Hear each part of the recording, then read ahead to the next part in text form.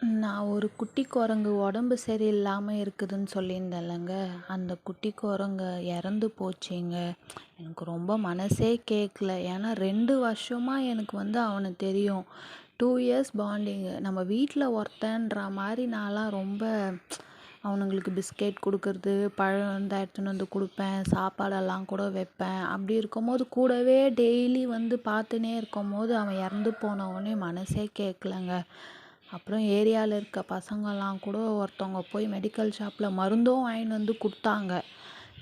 Actually கொடுக்கும்போது கூட எல்லா குரங்கும் சூழ்ந்து நின்றுக்குச்சு. அப்புறம் நைட்டில் அதெல்லாம் தூங்க போயிட்டோடனே இந்த குரங்கு மட்டும் வீட்டாண்டியே இருக்கவோ எப்படியோ இன்ஜெக்ஷன் சிரிஞ்சில் மருந்தும் கொடுத்துட்டோங்க. அது ரொம்ப வீக்காக இருந்ததுனால எங்களால் எதுவுமே பண்ண முடியாமல் போயிடுச்சுங்க. அப்புறம் மார்னிங் பார்த்தா அது இறந்து போயிடுச்சு. அப்புறம் பசங்கள்லாம் எப்படியோ நல்லபடியாக அதை போய் அடக்கம் பண்ணிவிட்டு சாமியெல்லாம் கும்பிட்டு அப்புறம் நானுமே போய் அதுக்கு பூ போட்டு எப்படியோ அது ஆத்மா சாந்தி அடையணும். ஏன்னா அவனே அதாவது அதுவே ஆஞ்சநேயா ஒரு கடவுள். அப்படி இருக்கும்போது நம்ம சும்மா இருக்க முடியும்? ஏன்னா அது என் கூடயே இருக்கும். நான் அதுக்கு பிஸ்கெட்லாம் கொடுப்பேன், ஃப்ரூட்ஸ் எல்லாம் கொடுப்பேன். என் கையிலே வாங்கி க்யூட்டாக இருக்கும். அது ரொம்ப குட்டி குரங்கு வேறு.